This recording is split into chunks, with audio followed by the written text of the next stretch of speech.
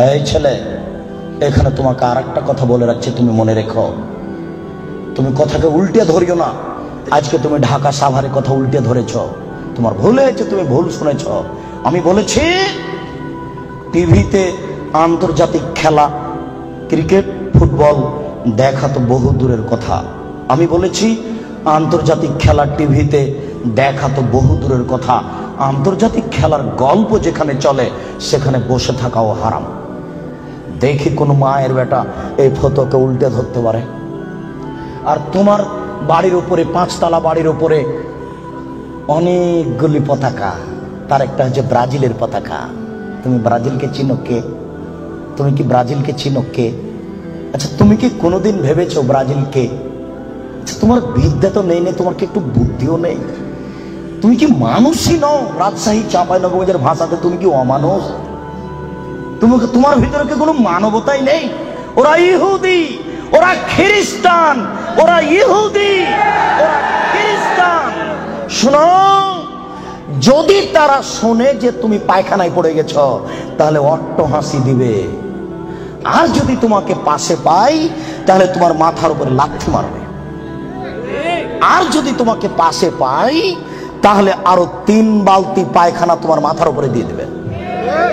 বলো দেখি, ওরা কারা? ওরা ইহুদি, ওরা খ্রিস্টান, ওরা জন্মসূত্রেই তোমার শত্রু। ওরা বলছে তোমার নবী ভুয়া, মুহাম্মদ সাল্লাল্লাহু আলাইহি ওয়াসাল্লাম ভুয়া নবী। নবী হলে আমাদের মধ্যে থেকে হবে কেন?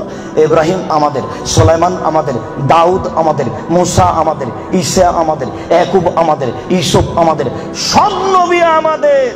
মুহাম্মদ নবী হলে ইহুদি খ্রিস্টানদের মধ্য থেকে হবে, আমাদের মধ্য থেকে হবে। আরে মুহাম্মদ নাকি পৌত্তলিকের মধ্য থেকে হয়েছে।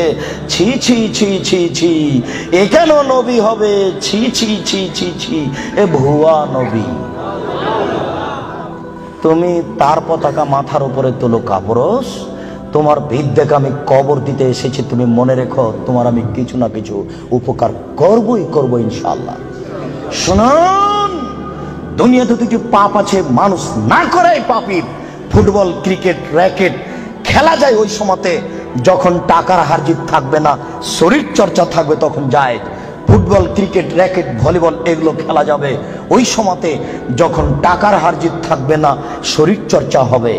আর যাতে শরীর চর্চা নেই, বসে বসে সময় কাটাই, এটা খুবই খারাপ।